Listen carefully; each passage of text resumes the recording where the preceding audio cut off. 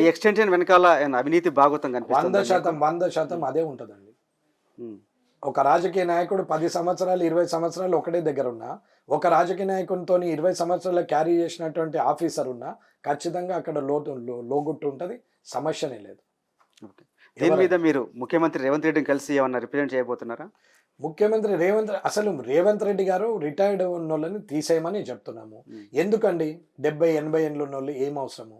Advance generation ఉంది కదా, digital platform మీద ఉన్నారు కదా, వాళ్ళకన్నా ఎక్కువ సర్వీస్ చేయగలుగుతారు కదా.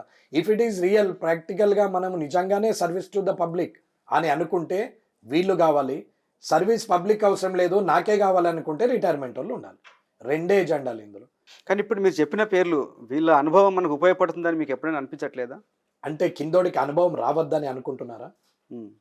అనుభవం ఉన్నోళ్ళు ఎప్పుడు పర్మనెంట్గా ఉంటారని నమ్మకమా? కిందోడికి అనుభవం లేదనేది అసమర్థుడని మీరు నిర్ణయిస్తున్నారా? అసమర్థులైనటువంటి ఉద్యోగులు ఉన్నారు, ఈ ఒక్కరే సమర్థులని మీరు అనుకుంటున్నారా? సెక్రటరియట్లో చాలా మంది తెలివి పరులు ఉన్నారు, అవకాశాలు రాక ఎదురు చూస్తున్న వాళ్ళు ఉన్నారు. కామారెడ్డిలో నేను గెలిస్తే నేను గొప్పని గెలిపియలేరండి. వాళ్ళిద్దరికన్నా కొత్తగా ఏమైనా చేస్తాడేమో, కొత్తోడు కదా అని గెలిపించారు. నేను పాత మూస పద్ధతిలో పోతే నెక్స్ట్ టైం నన్ను ఇచ్చి ఇంకో కొత్తని చూస్తారండి. ఇంతమంది ఉండే దగ్గర అటెండర్తోని 4-5 ఉండే వ్యవస్థలో 20-25 మంది ఉంటున్నారు ఒక్కొక్క పేషీలో. ఎక్కడి నుండి వస్తున్నాయి ఈ జీతాలు? పోనీ వాళ్ళన్న గవర్నమెంట్ వాళ్ళ కాంట్రాక్టర్ నుంచి తీసుకున్నారా అంటే అది కాదు, అవుట్ సోర్సింగ్ ద్వారా తీసుకుంటారు. అవుట్ సోర్సింగ్లో ఉన్నోళ్ళు కనీసము యువతని అందరినీ పిలిచి వాళ్ళ క్వాలిఫికేషన్ వాళ్ళ సొంత డబ్బులు చెల్లించి పెట్టుకున్నారేమో. ఎవరన్నా అబ్బా అంతపూర్తి రాజకీయ నాయకులు ఉంటే బంగారు తెలంగాణ ఎప్పుడో అయిపోతుండే అన్న. సొంత డబ్బు పెట్టే రాజకీయ నాయకులు ఉంటే నేను సొంతది పెడితేనే వీడు పిచ్చోడా పాగలు కడినాడు రేపు ఉంటాడా వీడు అని అడుగుతున్నారు నన్ను. అట్లాంటిది ఇంకా సొంత డబ్బులు పెట్టి అటెండర్లను పెట్టుకోండి. ఏమిటికండి ఏళ్ళు గుంజుతందుకోడు, గోరు గుంజుతందుకోడు, కాలు తీర్చుతందుకోడు, కాలు మీద ఈ గాలి ఊపితందుకోడు, ఇంతమంది ఎందుకండి అవసరమా? 20 మంది ఏం అవసరం మంత్రుల పేషీలు? ఒక్కొక్క మంత్రికి 3-4 శాఖలు ఉంటాయి. శాఖ నుండి ఒక్కొక్కడికి ప్రతి ఒక్క శాఖ నుండి GID ద్వారా డబ్బులు వస్తున్నాయి. ఇప్పుడు ఉన్న మంత్రుల్లో మీకు ఎవరు నంబర్ 1 మంత్రి ఎవరు కనిపిస్తున్నారు? పర్ఫార్మెన్స్లో ఎవరు టాప్లో కనిపిస్తారు? పర్ఫార్మెన్స్ అంతా పేషీలో ఉన్న ఎంప్లాయ్మెంట్తోనే అర్థమవుతుంది. టాప్లో ఏమున్నది, వాళ్ళు చేసింది ఏమది, అయింది ఏమున్నదని. అన్న ఒక్కటే, ఎప్పుడు కూడా ప్రజా సమయాన్ని ప్రజాధనాన్ని ఈ రెండు దుర్వినియోగం చేయనోడే నాయకుడు.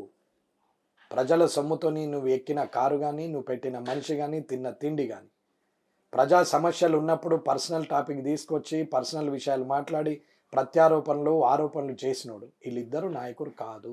అంటే ఒక లీడర్ నచ్చితే అయిపోయి, లీడర్కు మనం నచ్చితే అయిపోయి ఏ పనైనా చేయొచ్చు, అంతే కదా. అంటే మంత్రులు ఇష్టమా, ఎవరినైనా పెట్టుకోవచ్చు.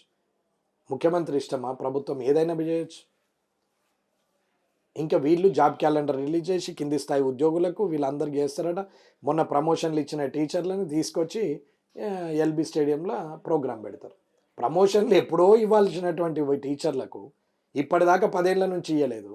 ఇవాళ ఇచ్చిర్రు, కోర్టు కేసులన్నీ అయిపోయినాయి, ఇవాళ ఇచ్చిన వాళ్ళకి సరి అయిన పని చేయమని, స్కూళ్ళల్లో ఇన్ఫ్రాస్ట్రక్చర్ డెవలప్ చేసేందుకు ఫండ్స్ రిలీజ్ చేయాలి. ముఖ్యమంత్రి గారు చెప్పింది అదే కదా, మీరే అభివృద్ధి నిర్మాతలు, మీరు బాగా పనిచేయమని చెప్పారు కదా. ఎందుకు వీడియో కాన్ఫరెన్స్లో చెప్పరా?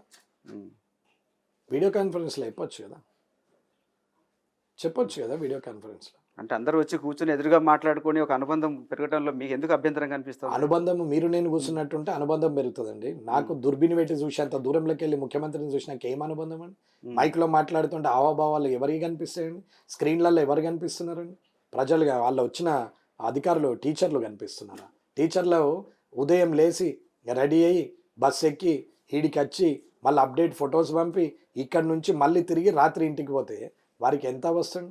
ఆ టైంలో స్కూళ్ళల్లో ఉన్న పిల్లలు ఎడిపోతారండి. చెప్పడానికి చెప్పొచ్చు, కాదని అనట్లేదు. ముఖ్యమంత్రి గారు టీచర్లతో మాట్లాడచ్చు, జిల్లా స్థాయి పోయి మాట్లాడండి, లేదు కనీసం కాన్స్టిట్యున్సీ స్థాయి పోయి మాట్లాడండి, వద్దనేదేమీ లేదు. ఆల్ ది బెస్ట్ వెంకటరమణారెడ్డి గారు. Thank you. అసలైన తొలి వెలుగు. ఫాలో వాట్సాప్ @తొలి వెలుగు official.